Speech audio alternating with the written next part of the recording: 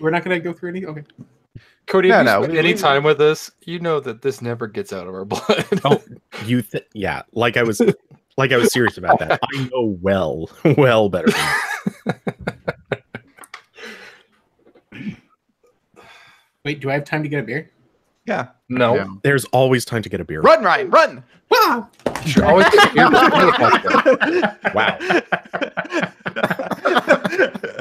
That is exactly the sort of thing I expect Ryan to do. That was a little bit, yeah. That was just totally him. I love that we have that emoji now. That it's just so perfect.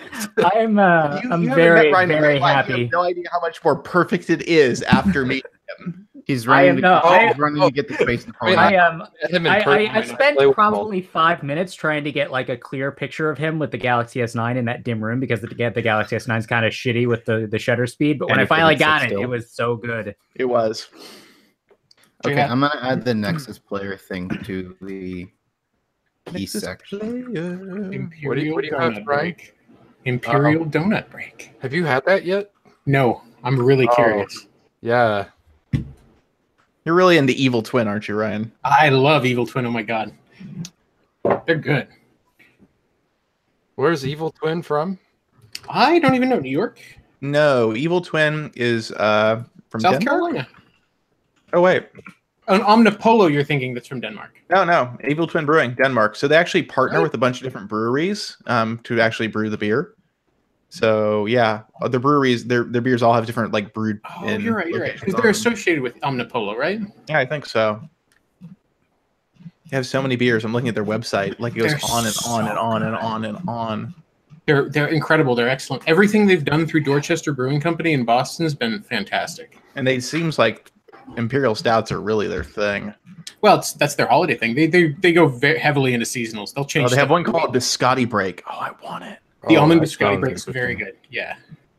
I mean, it sounds like really, aggressively sweet, but I'd probably still like it. Yeah, it was quite delightful when I had it. Oh man, yeah. See, I don't think we get a lot of Evil Twin over. We do have some, but I don't think we get much, just because West Coast. I don't think I've seen it. I don't recall seeing it in Colorado. I definitely see it here, but it's not super common. And definitely fairly rare to see it on tap. They had a couple of really good ones in the fall that all had yuzu that were quite good. Interesting. But those are sours. Pale ale? No, they were like pale ales, hop ales with yuzu, which is like lemon added. They were funky. Interesting. Okay. Let me shut my door here. All right, I think we're ready to get started. I'm just going to restart recording again here. You definitely got the part about the fish, though, right? Absolutely not. We never speak of the fish again. Except every time possible. Yes. You like fish sticks?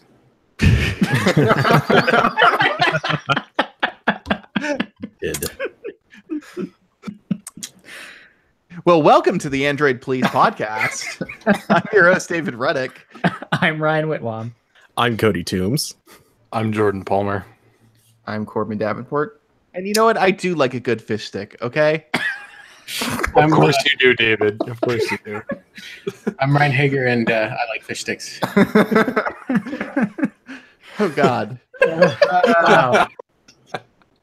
That's probably the best opening we've had in a long time, though. Yeah.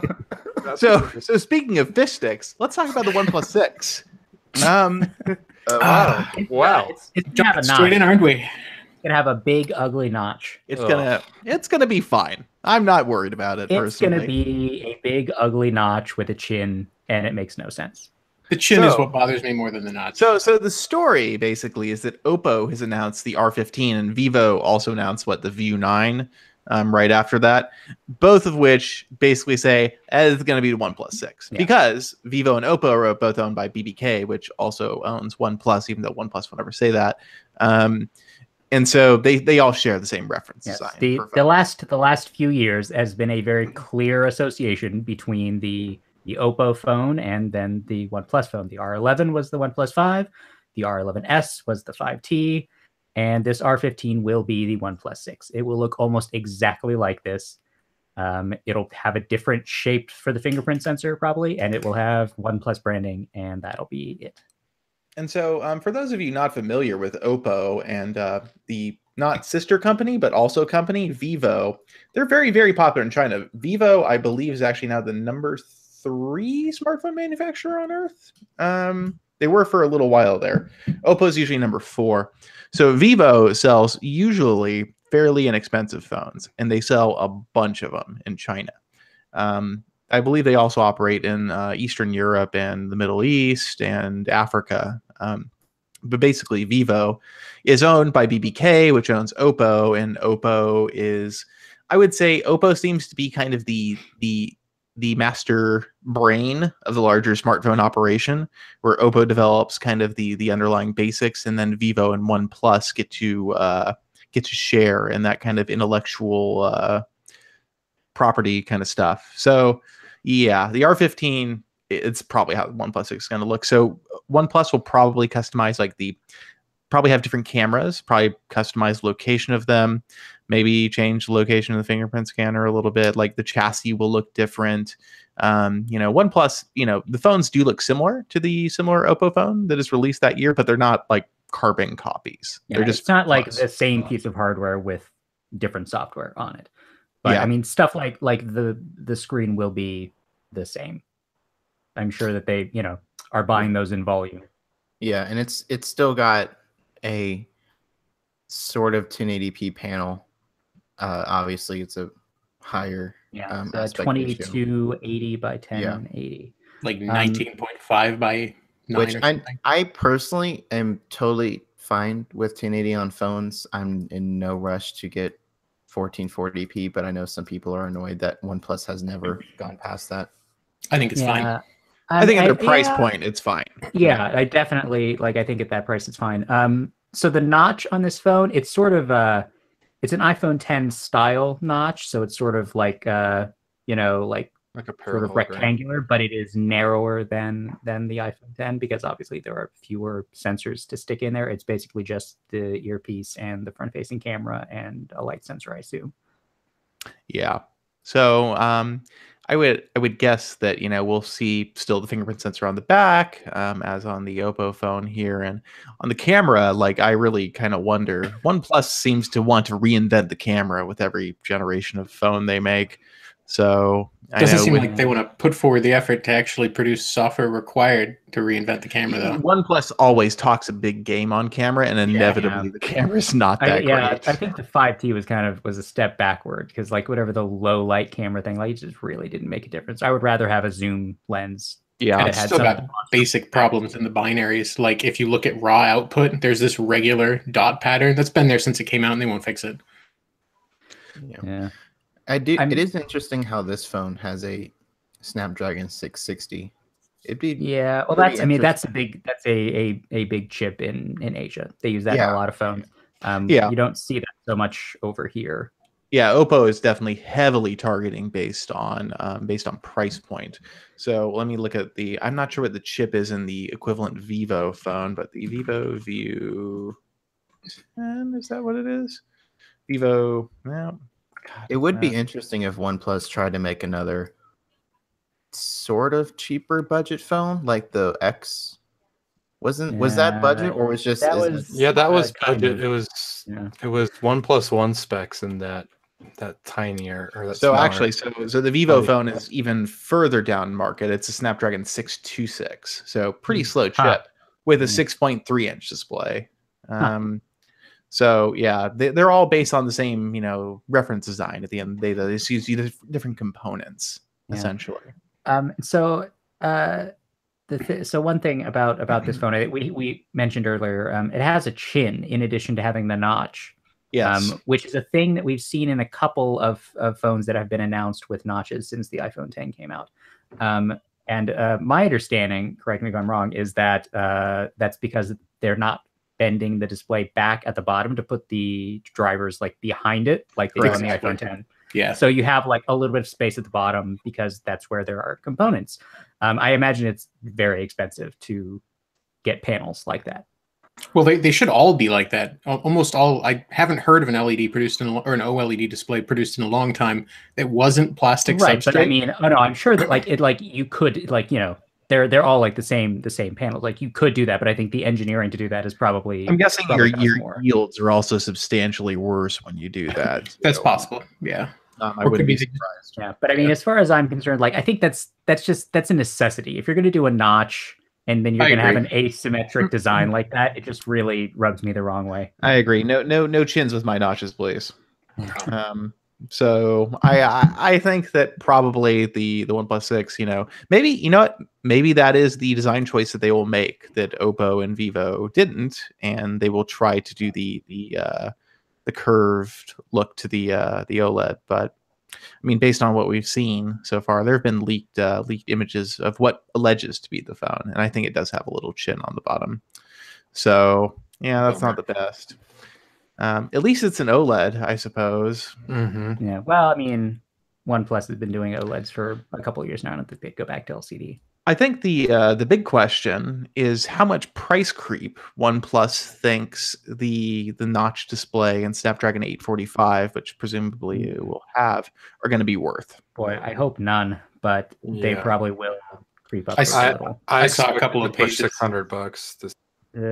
I feel like if they get much higher than they are now, it's going to be hard to justify buying that phone. Mm-hmm. I agree. Someone had somewhere that had these like ridiculous, astronomical, like $700 plus prices. Oh yeah, for that 256 gig one. Yeah, Lytro. so we'll see. I think that might have been like Canadian pricing or something was the conjecture, but I think $749 for the 256 gig is what I remember. I think OnePlus is about at its limit until such time as it gets its camera stuff sorted out. Yeah, I agree.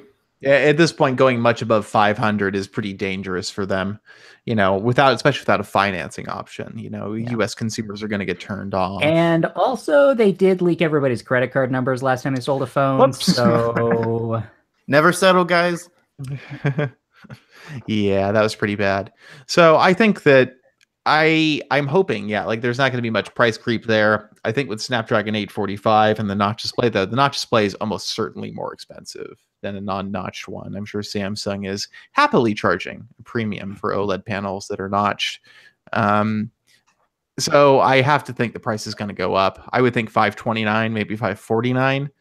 And even that is starting to get, because OnePlus doesn't discount their phones. The price is the price the whole way through, basically. Why did they not sell on Amazon in the US? Probably because Amazon wants too big of a cut. I wonder. Well, but they sell on Amazon for India. Probably because the distribution is too hard to pass up. I bet that's probably one of the easiest ways to physically distribute a product in India. Whereas in America, they can ship direct from China using, whatever, American shipping company they want. And if I remember correctly, in India, it was a Amazon exclusive. I don't think it was on Flipkart or anything. Yeah. So I'm guessing there are some favorable terms worked out. That's an interesting question. But I'm guessing for OnePlus, the question is margins, and they don't want to lose them. So, probably it'll still be a little while before we hear officially about what the next OnePlus phone will be. The OnePlus 5 didn't come out, we didn't publish our review until June last year. So we probably got at least a few months here before we hear too much else. So switching gears here to Google, we've got some information suggesting that the Allo web app will eventually work without a connected phone, which is good for all those people using Allo, I guess. Yay. All those Googlers who use Allo, basically. Show of hands. Well, hey, Allo is now the method that they're using for like Google Maps to do like straight, like you can message a business direct from their details page. So, I mean, it's sort of forced in the way that like Google Plus was sort of forced on people years ago. That's something, I guess. I mean, okay. That always turns out well for Google when they force a product on people by integrating into other products they use. I mean, it's just I don't understand Allo. I don't know why it exists the way it exists now when they're sort of slowly creeping towards the functionality that they had with Hangouts like 3 years ago. Yeah. And I guess there's probably just such a it ends up feeling so political to me because there just must be so much of a organizational disconnect between Allo and Hangouts and other messaging teams at Google. Yeah, I mean, in Hangouts still, like, they're doing this really weird thing where they keep saying, like, no, Hangouts is a business thing now, and they're trickling out these features and separate apps and different interfaces for different kinds of Hangout stuff. I feel like Google's messaging situation is just, it's like there are like multiple fiefdoms within fiefdoms inside Google that are pushing different messaging standards. Yeah, and my problem with Allo is still the same one when it was announced, and it's, I really can't give anyone my Allo contact info because it's my phone number. It's just really bad, and I don't understand. But at least that issue's going away, or will. Yeah, it kind of sounded. Yeah, it kind of sounded like when they said it would work without a phone connection, that they would also add some kind of. I mean, what if it was just like your Gmail address and no, you can't do that. That's crazy. That's crazy, Ryan. It's too radical. Yeah, it'll never work. It's heretical, even. And soon enough, Allo will replicate Google Talk. At I/O, there's going to announce this revolutionary new version of Allo, and it's going to be called Google Talk. I can't wait. Happen. And we have Google Pay now, so. And then 5 years later, they'll announce a super cool update where you get notifications on all your devices, and then when you open the notification, it goes away on all your other devices. The horror. I remember when that was announced. That seemed like such an awesome future. That was.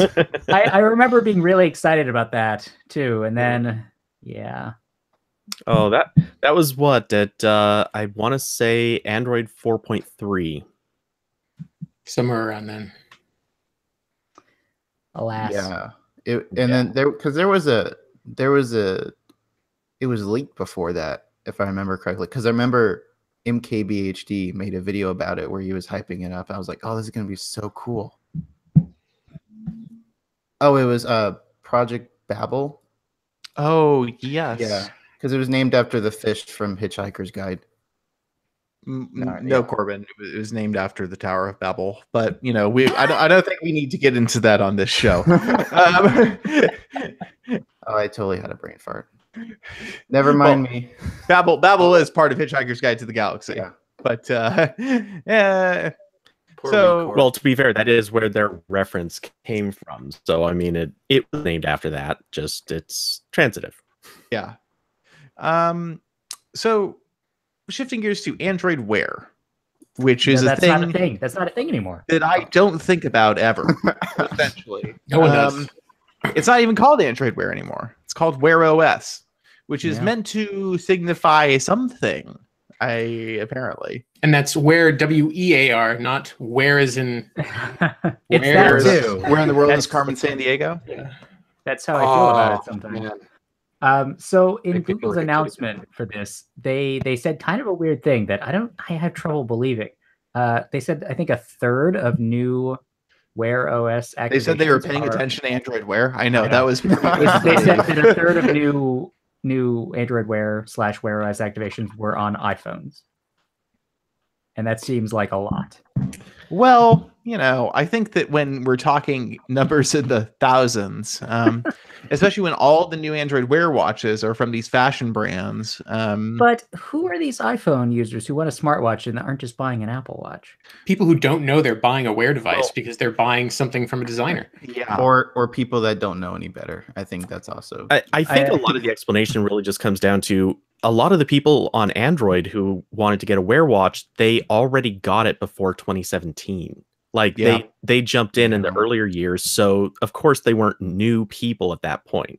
And when you look at the metrics, like Google did so much in what was a very late 2016 and then into 2017 to make it compatible with iOS, at that point, all the people who were like, I don't want an Apple Watch because blank reason, they all went and got Wear. So it was kind of like that peak that they hit right then. And I think there's also still a market for people that want a smartwatch that does not, it very obviously does not look like a smartwatch. Because when, you know, if you look at the Apple Watch, it looks like an iPod Nano strapped to your wrist.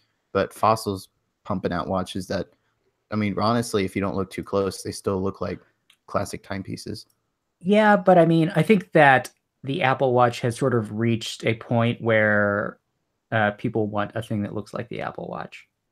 Yeah, that's. I mean, I know definitely like a fashionable thing for people to wear, even though I think it is objectively not a very attractive device. Agreed on both counts. Yes. I don't know. I think the Apple Watch with the right band can look pretty okay. I just think that it's like, well, most of them have the screen off all the time, so that makes them like look like you're just wearing a black rectangle. Does it still do that? Yes, it does. Okay, yeah. I assume they fixed that by now. I kind of think I think they probably think that's the way it's supposed to work.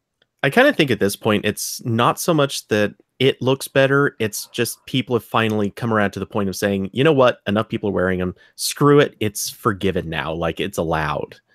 Yeah, kind of. But, you know, I think catering to Apple users is kind of one of the reasons that Wear OS is not very good anymore. They've tried to make it so standalone so that it will work with an iPhone that they've made it very tedious to use. I find myself having to I have to do things on the screen of the watch that I used to be able to do from the phone, and it's just not a good experience. Yeah, I think that is a poor idea to try to essentially they're hamstringing the Android experience in some ways for the benefit of making sure that there's some kind of parity with iOS. And that's not a viable way forward for the platform.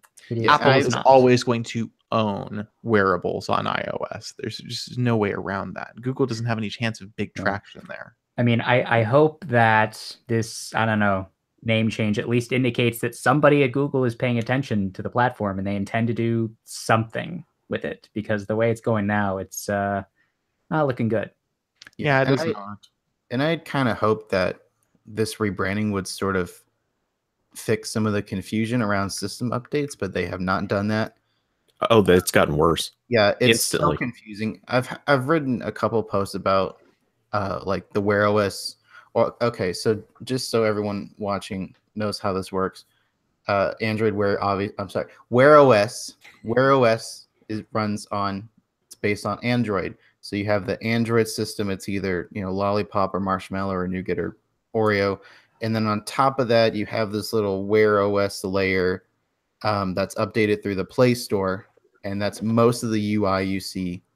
And then on top of that are like the watch faces and your apps. And those are all layers that are updated independently. So this Wear OS update, Google said, is only rolling out to certain watches. For example, the original Huawei watch is not one of those watches. It didn't get Oreo either.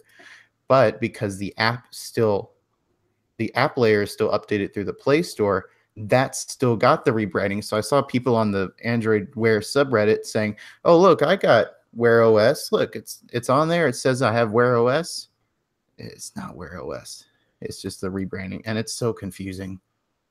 Here's the problem. There's literally four different things that carry the name Wear OS. Yeah. It's the physical watch, the firmware that goes on the watch, that thin layer that you were just talking about, which for anyone who knows a little bit about this, it's a lot like the GMS or Google mobile services, Google Play services, whatever you want to call it. It's kind of like that on our phones, except, by the way, there's also one of those for your watch. And there's the app that lives on your phone called Wear OS. So you've got four different things all carry this name, and Google's changelog seriously will say an update to this going out through the Play Store does this, and you've got no idea which one of these things is actually carrying said change. Plus, they bundle in like individual apps, like an update to play music will get bundled into the Wear OS changelog. That's so such bad messaging. It's horrible. It's like I can't even think of an adequate comparison, because I don't think any other OS is this weird with updates.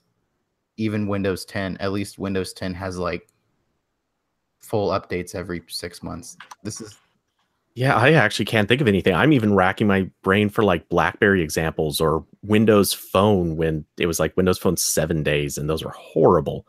And even like this just beats those. It's just worse messaging all across the board. Yeah, it's just another issue with manufacturers not updating the core software, so Google has to kind of patch in components through the Play Store, and it just makes everything more confusing. Yay, Android. I mean, Wear OS. I'm sorry, Wear OS. Yeah, I say this all as a person who still likes Android Wear or Wear OS or whatever, but holy crap, this is terribly done. I don't know how you can. I mean, I still put on an Android Wear watch sometimes when I'm going out because like I want to be aware of how it works, like because it's a thing I should know, but I don't enjoy using it anymore. I mean, the notifications are so useless to me now. Yeah, it's always a bummer going from the Gear S3 to Android Wear. Yeah. Well, to be fair, I never had a chance to try Gear stuff. I've been on the list for review units like 3 or 4 times, and somehow it never happens. But what it comes down to, I still hate above all else pulling my phone out of my pocket to do anything if all I needed to do was see a notification. That to me is the whole reason for a smartwatch. It's above all else. Yeah, that's mostly me. I've still got my trusty Huawei watch, and for me, it's the notifications, and it's also the fact that I can put my most checked things on the watch face itself. So, for example, I have like the time in Pacific and upcoming calendar and the current weather. So I really don't use any apps at all. I just use it as a notification machine. I mean, that's frankly how I would like to use a smartwatch, and that was a reasonable way to use Android Wear pre 2.0. But unbundling the notifications just means that I always have a giant stack of things, and if I have like a media notification and then I pause it, it's going to get moved to like the bottom of a stack of emails, and it takes me ages to get through that and get back to the playback notification. It's just not fun. Media playback on Android Wear OS is not good. It's not good. It's horrible. I still think for all of the use cases you just described, Pebble did it fine. Pebble devices were ugly though. They were real ugly. They were. Even Pebble Steel was just ugly as hell. It was just not a good-looking piece of hardware. Like a cheap watch from like 1985. It was like a knockoff of a cheap watch from 1985. It's like I'm aggravated with wearables because so Samsung's Gear stuff does notifications wonderfully, but it has not a lot of great watch faces, and the app situation is absolute garbage. Android Wear, I hate the notifications, but it has a lot of good watch faces and apps if that's something you're into. And fitness tracking on Wear is bad, but fitness tracking on Samsung watches is great. It's just I want these to be one thing. So, but I mean, Android Wear has more apps, but how many of those apps are actually actively being maintained? Like a lot of developers. Probably not many, but here's the thing.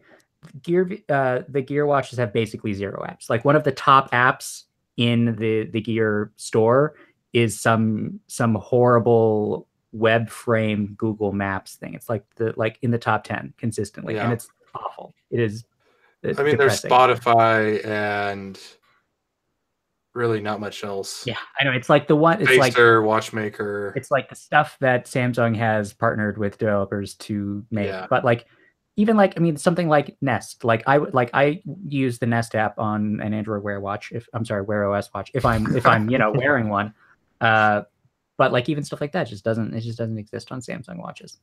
Yeah, fair point. I think that honestly, Wear's whole draw for me, it probably comes down mostly to the assistant. If I were to be drawn to it, and the situation there is just it's not great. Yeah, S voice is terrible. That's another thing. Is the voice control situation on Samsung watches is basically. That's the only reason I like going back to my Urbane is that assistant is leaps and bounds better than S voice. Yeah. It still has S voice. How ridiculous is that? Didn't they announce that they were bringing Bixby to the Gears? Yeah, they said a long time ago they would do that. They still haven't. But like so what? Bixby is not great either. Mm-hmm.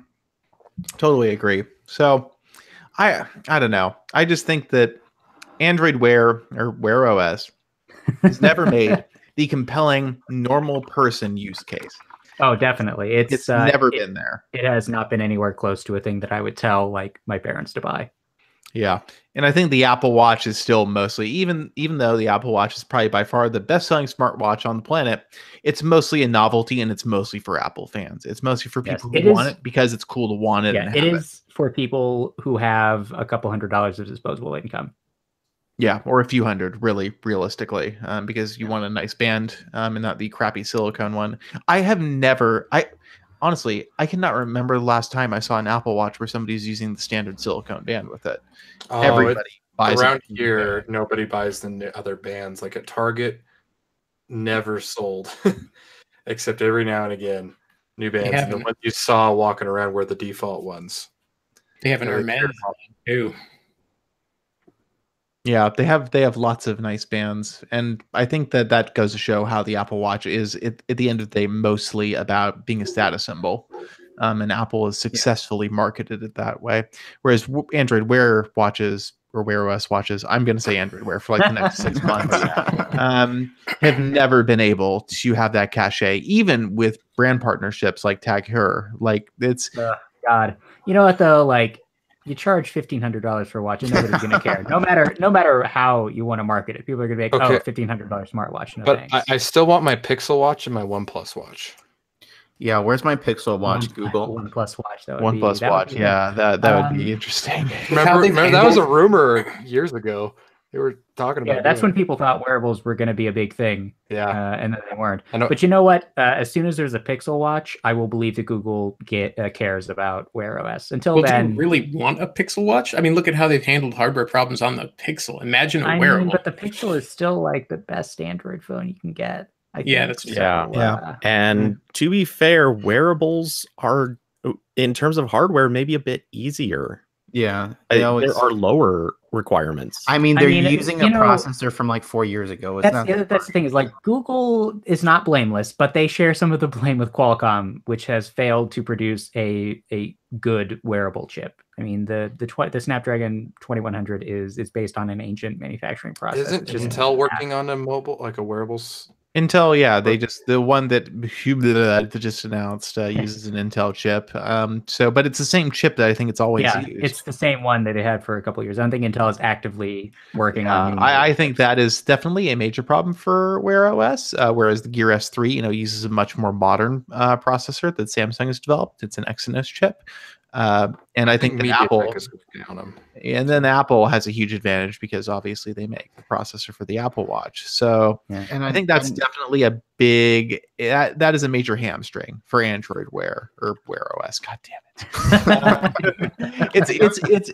It's a bad thing for the smartwatches that use the Android. I know there was once Wear OS, previously Android Wear smartwatch that had a MediaTek chip in it, but I don't remember hearing anyone talk about it. MediaTek is still working on their wearables chips. I feel like but they've got them out. The TicWatch E and TicWatch S, which I actually have sitting next to me, they are really fast. Like legitimately, they I would say they blow away, or not blow away, but they're definitely a bit faster than the LG Watch Sport, which was basically about as fast as there was for a long time. If MediaTek is willing to put the time into like developing these chips with newer manufacturing processes, that might be a good thing for wearables, because Qualcomm clearly doesn't care. On that note, speaking of Qualcomm, so we'll talk about this. This story has been analyzed to death, and honestly, probably for a lot of you, it's not even that interesting. But Qualcomm was recently, apparently, based on news that came out after the fact, going to very likely be acquired by Broadcom. So there are some reports that the preliminary votes had been coming in about the acquisition, and Qualcomm's board had not made the case that the Broadcom acquisition was not in shareholder interest, and Qualcomm was almost certainly going to be acquired by Broadcom. Yeah. So this was a situation where Qualcomm itself was not down with this at all. Like they didn't want Broadcom to take over. Qualcomm's administration was right. The people running Qualcomm were not okay with this, but investors were like, well, maybe. And Broadcom was actually planning to relocate to the U.S. to make this deal happen. Yeah, and so at that point, when Qualcomm, basically back in January, when this really started to reach a fever pitch, Qualcomm requested a confidential, undisclosed request for a review by this board, this government agency that evaluates foreign takeovers of American companies. They didn't have to tell shareholders about this. I mean, I guess theoretically they could have, but the confidential nature of the request, made it such that they didn't. So they were essentially able to go over shareholders' heads and be like, well, we're going to go ahead and request this, even though none of you asked for it, basically. And, well, it's the CFI US, right? Decided that it wanted to pursue an investigation into Broadcom's acquisition of Qualcomm. And before they had a chance to actually, evaluate the deal, the acceptance of the request for evaluation postponed any transaction. It froze it essentially. But before Qualcomm was able to do anything else, or the CFI US was able to complete its investigation, President Trump signed an order basically forbidding the takeover. And at that point, the Broadcom deal was dead. So, and Broadcom has since withdrawn its bid formally, even though the deal was dead the moment the president announced that it was gone. And so Qualcomm will remain an independent company. So basically the reason cited in the order was that Broadcom is a foreign company. They're based in Singapore, actually. Broadcom is actually not Broadcom. Broadcom was bought by a company called, it's Avago, right? Back in, I forget when that happened, but basically years back, Broadcom was purchased by this company called Avago, I don't know how you pronounce it, and acquired January 2016. And so Avago got rid of its name, and Avago was run by this guy named Hock Tan, and Avago adopted Broadcom's name. Broadcom is an American company. So probably a lot of the reason they did that was because Broadcom's an American company. And so it makes them look like they're an American company, even though technically, really, it's Avago. That is the company that is running all of this. And they're not, from America originally. And so apparently Broadcom had offered to relocate its headquarters or keep its headquarters in the United States, but ended up relocating to Singapore. And this apparently was enough to upset people in the administration who saw it as kind of two-faced. And that was the reason, in essence, why the deal was blocked. So Qualcomm gets to remain a independent company, and Broadcom will probably never try to buy them again. And probably the chance that anybody will try to buy Qualcomm again is pretty low at this point because of this.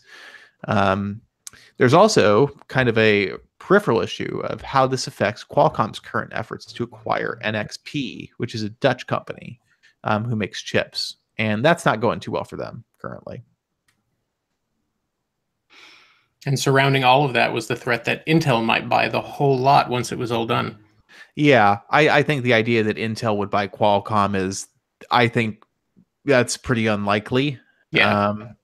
Now, if Qualcomm's deal for NXP fails to go through, I'm sure NXP will look very, very attractive to Intel because Intel is so desperate to break into the ARM space in a big way at this point. And there are only so many companies that are making ARM chips right now. Yeah. So this whole thing, basically, what you should probably know. I mean, honestly, I think that it's good at the end of the day that Broadcom didn't buy Qualcomm. Broadcom is notorious, or Avago is notorious for basically gutting the R&D budgets of companies it acquires and focusing on their core business strengths to maximize shareholder return. They are all about making money. and they are heavily leveraged. And so they would probably be very aggressive in cutting costs. And that was another reason cited why this was blocked, because Qualcomm is playing such a huge part in the deployment of 5G in the US, and the Committee on Foreign Investment was worried that Broadcom would gut that effort and majorly slow down or halt that rollout. Yeah, and Broadcom, of course, it tested, at that point it was like, oh, no, we don't want to affect that research at all. Why would we ever, do that? Qualcomm is a heavy R&D spender, especially for their size. They spend billions of dollars every year on research and development, and they're the #1 patent holder on 5G. They're huge into the development of network standards. They were the party that basically pushed the 5G standard to be adopted about a year ahead of schedule.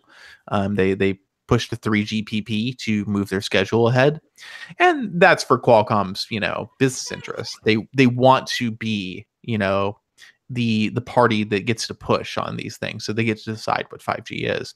And patents expire. Yes, patents do expire, so you want to get the ball rolling as soon as possible. But Qualcomm, at the end of the day, is a highly innovative company who really do contribute to the technology space in a pretty big way.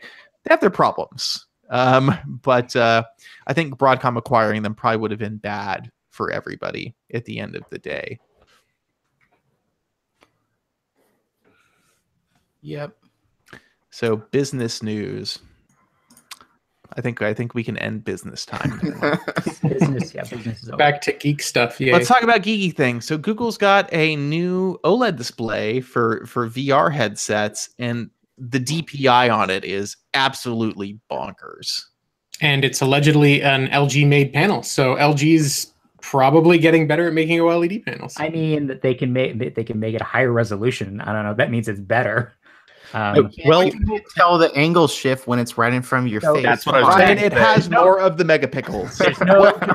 What could possibly be bad about this? There's no blue shift when it's bolted onto your head. You can't look at it from. You'll never be off angle. True. Okay, no, but so this panel supposedly it's 4.3 inches, 1,443 PPI and 120 hertz. That sounds like it would be a very nice thing to look at.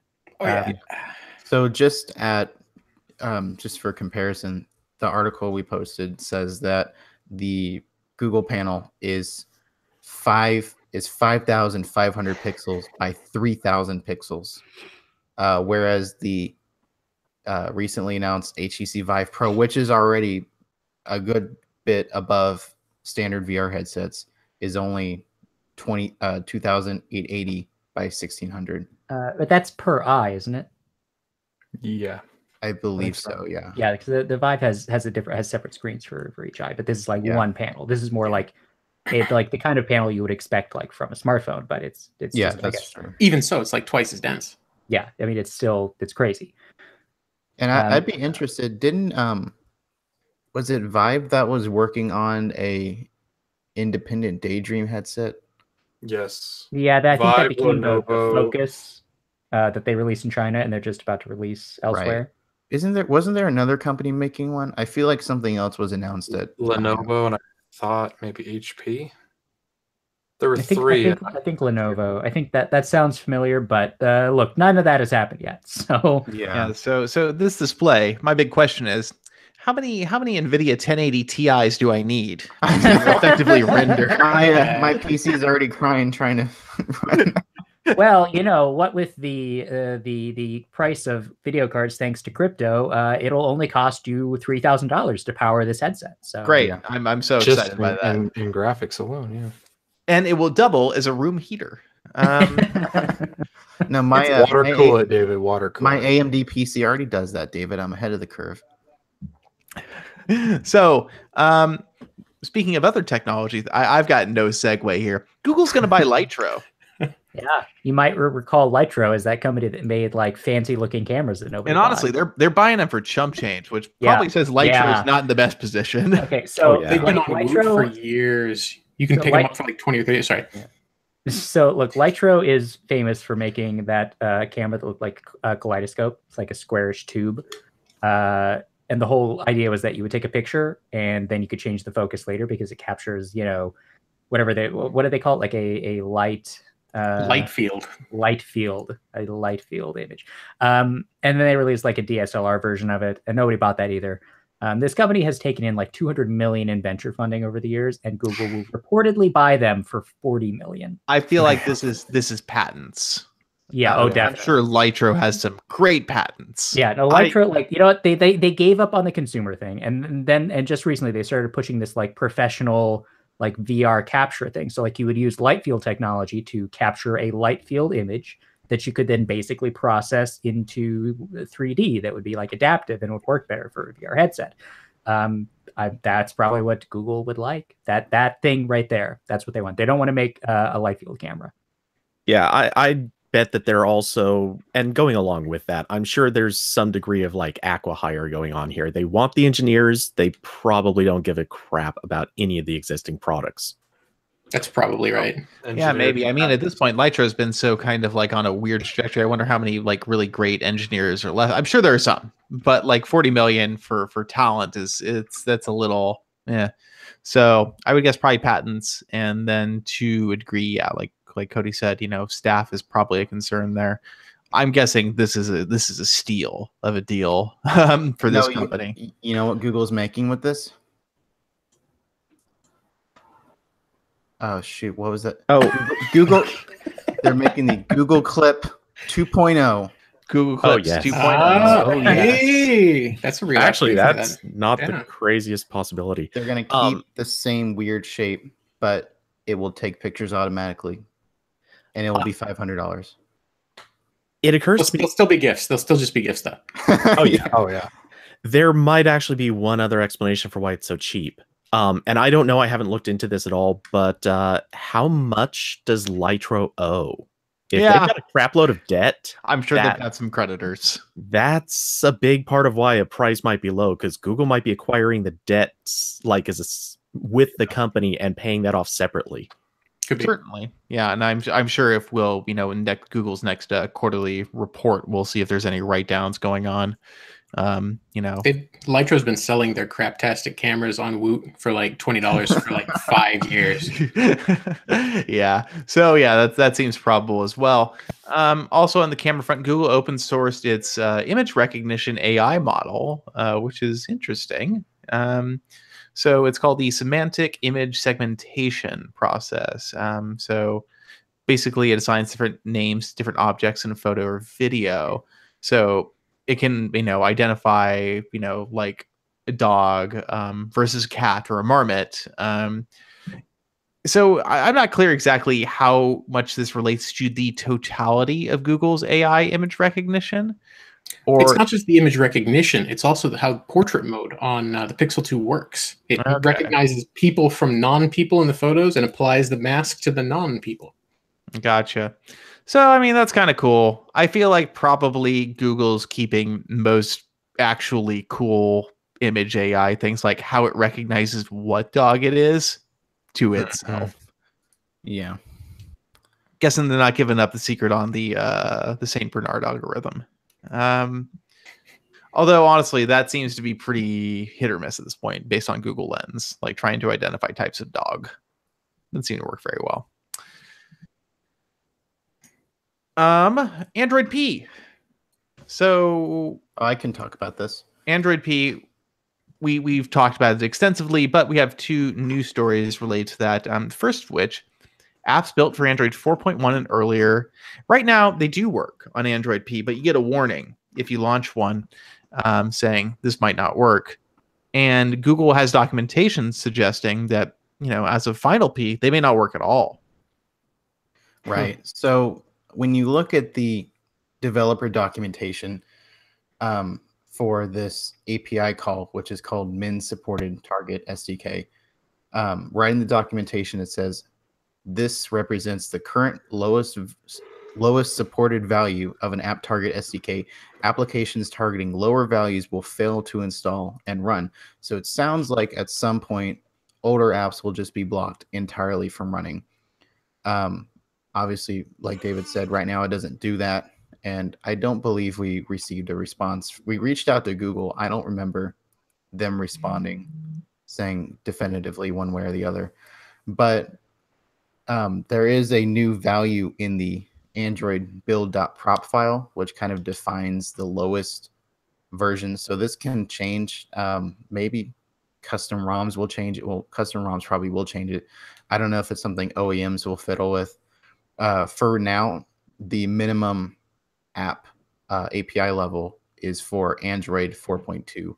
So maybe in future releases that'll extend to Lollipop and Nougat and whatever. But also, this is a separate thing from what Google's doing with the Play Store, which is where they will no longer accept apps that are targeting. I think it's the last major release.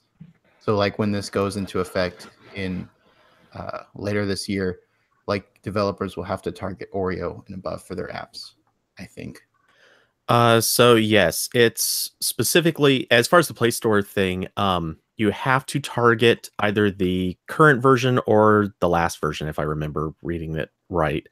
And that's just for updates. It's not like apps already in the App Store, or sorry, Play Store. Wow, I'm gonna get killed for that. It's not like those apps are going to get shoved back out. It's only if you're submitting an update, then the updates themselves have to target one of the last two versions. And as far as support for running old apps on Android, I almost certain I remember reading somewhere that basically it's 4.2, I guess was the version, and every version of Android that comes out from this point on will just increment that by one version. So pretty much from here on out, there's going to be this moving window of apps that are just, if they're not updated, if they're not targeting new versions, they're gone. Like you just will stop being able to run them someday. Yeah, and I think this is mostly about, it's not about apps that don't get updated. It's about apps that are sandbagging on their API target level to utilize features that are no longer Snapchat. Oh, sorry. Yeah. Yep. Utilize features and APIs that are no longer allowed. So yeah, this is definitely a effort to force developers to get with the times and modernize their apps to work the right way. Yeah, anyone who's been dodging the security, like especially the runtime permissions thing was the big one.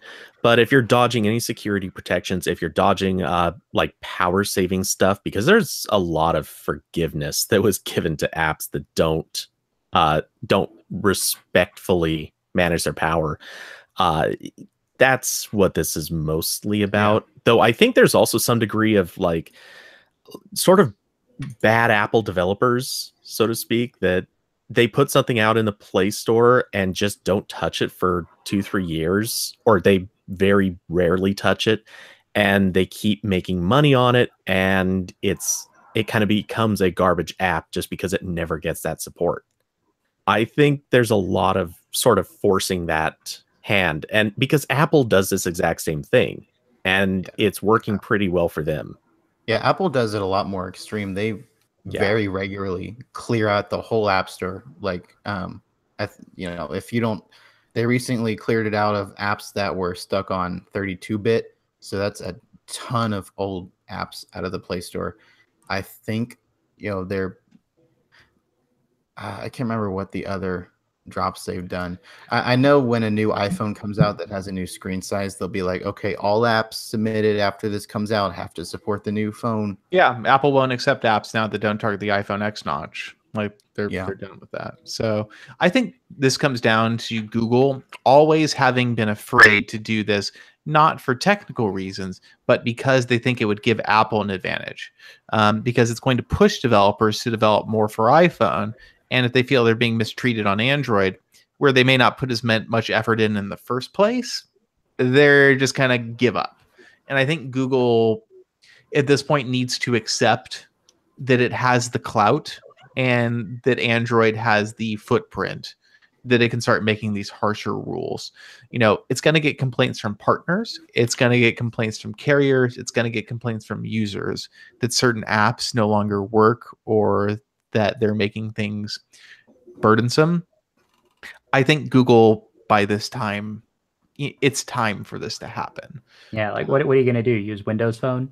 Yeah, exactly. Well, They're not going to. People aren't going to migrate to the iPhone in droves because this app that I used, it was developed in like 2012, and the developer hasn't touched since then. But I need because it's a critical part of my work. Like, it's not gonna make them go to an iPhone. Yeah. And Android has so much weird behavior that I think comes down to just old apps or apps that are not using the latest APIs. So maybe this will end up being, well, I know it will end up being a better user experience, but there's obviously going to be some rough times when everyone realizes their favorite apps don't run anymore. Speaking of things that are old and not very good, the Nexus player is no longer supported. So we received an official statement from Google that, yeah, the Nexus player isn't getting Android P. It's also not getting any more security updates. So it is 100% unsupported now. You know, it might be time for somebody who isn't NVIDIA to make an Android TV thing that matters. I don't know. Somebody would have to be paying attention to Android TV for that to happen. Yeah.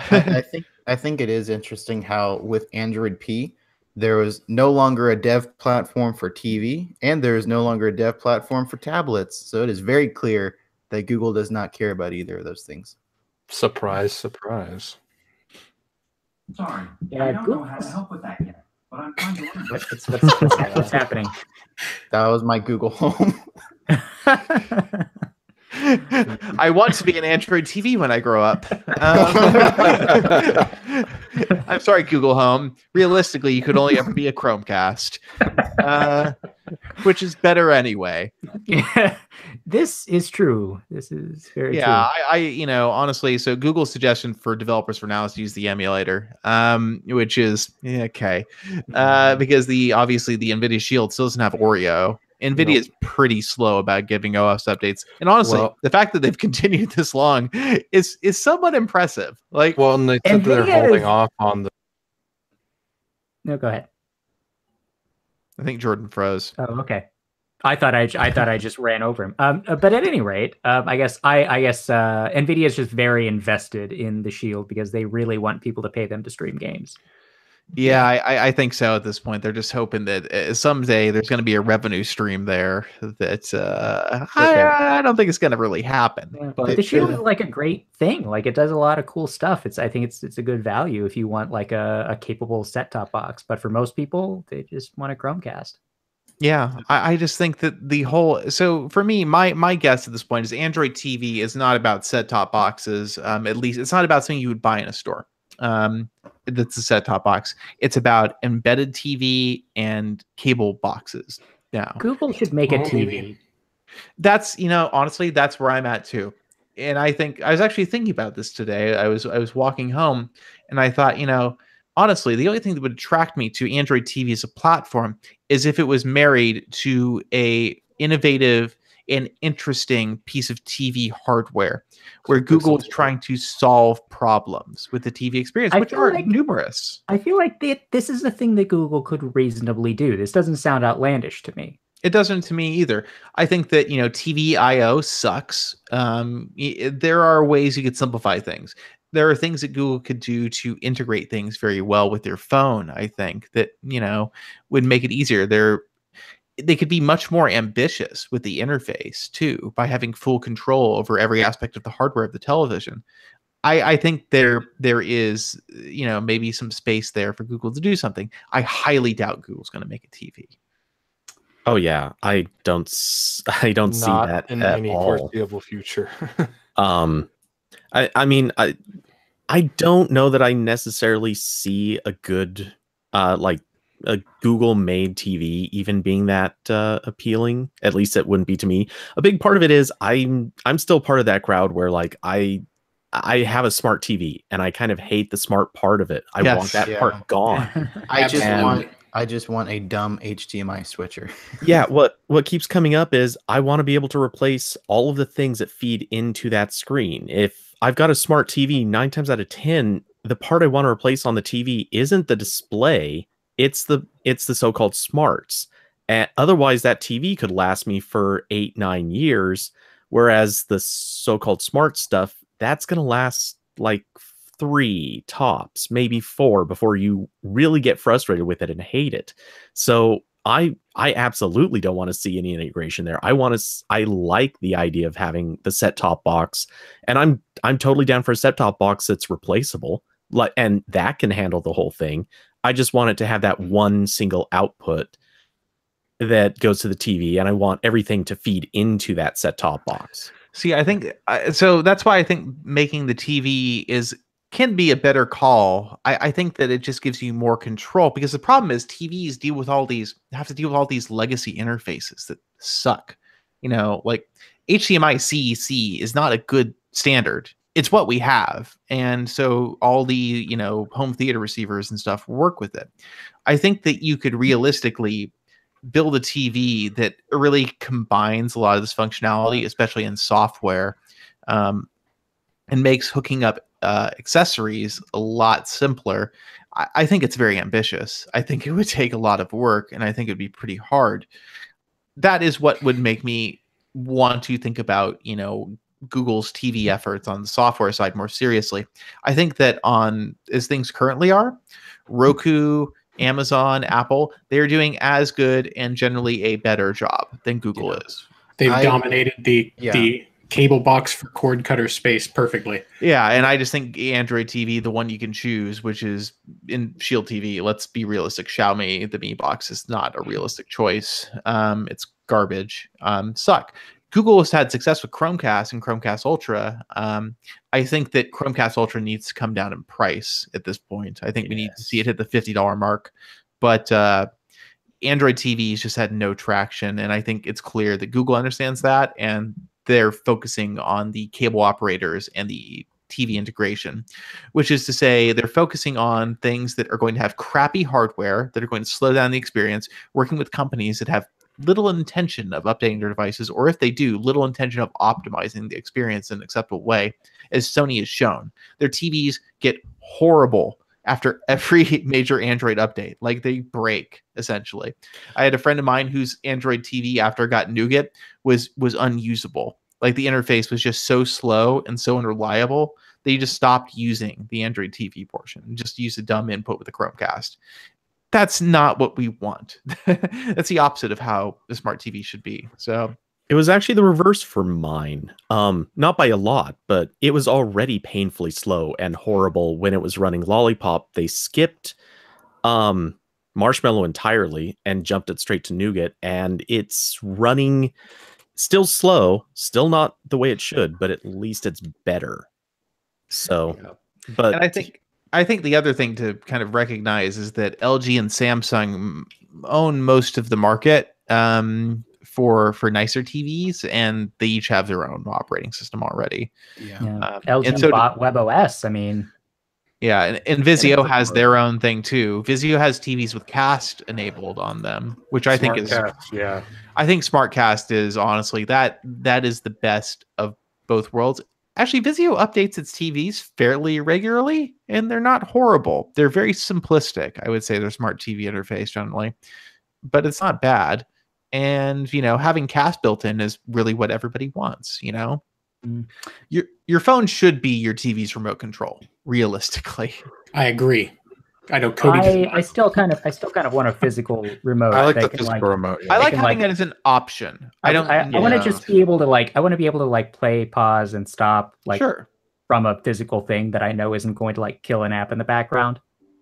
Like my phone. And more importantly, if you're just laying there, I don't want to have to pick up my phone, look at the screen, turn on the screen, look at it, possibly clear stuff out of the way just so I can fiddle with a pause button. I need to be able to pick up the remote, just hit the pause button. And then that easy. You can yell at your Google Home and do the same thing. No, I agree there. For the most part. I think you need the option for a physical remote. I think that when it comes to content discovery and access, though, the phone is far better than a remote. Yeah, it is. I just think it should be on both. You know what? There's never going to be. No, I agree. I agree. You should have both. I definitely agree. One of these days, the Razer Forge TV will get Netflix, and we'll all just use that. I forgot about that thing. Everybody did. Yeah, Razer forgot about it. Oh, Razer. Oh, Razer. It needed more RGB. That would have sold it. Yes. That's why their phone isn't selling. It doesn't have any RGBs. Yep. It's just why no one I said that when it came out that the logo not glowing was going to cause it to fail. That's why the Pixel. That's why the Pixel isn't selling as many, because it doesn't have the light bar. You know what? Google has moved beyond the light bar, but I wish they hadn't. The light bar was great. I wanted the light bar was amazing. It needs to come back. Speaking of 3-letter acronyms that begin with R. Oh, I think we're gonna skip that one. We're already running a little long. Okay. And besides, I RCS makes me sad. Anyway, let's talk about a good segue. It was a good segue. Let's shamelessly plug ourselves here. So the Google app now has podcast subscriptions and management built into it. So if you search for a podcast in the Google app, you can subscribe to it. So you could subscribe to our podcast from the Google app, assuming you have this feature. Like, it's rolling out. I mean, it might not work. Yeah, you might get it in 6 months. So, you don't know. So if you subscribe in the Google app, where do you find it? So if you subscribe, I think it shows up in Google Play Music. I see. Okay. You can also add a shortcut to our podcast from your home screen. So, like, I mean, if you're that into what we have to say, yeah, for us, our podcast. Yeah. So it's okay. So actually, no, I lied. It looks like you always lie. Yeah. See, we don't even know how this works. We're telling who reads Android Police. Really? Honestly, just open up the Google Assistant and ask it about our podcast and see what happens. Tell us about it. Send us an email, podcast@androidpolice.com. Let us know how it works. Yeah, tell us, and then we'll describe it.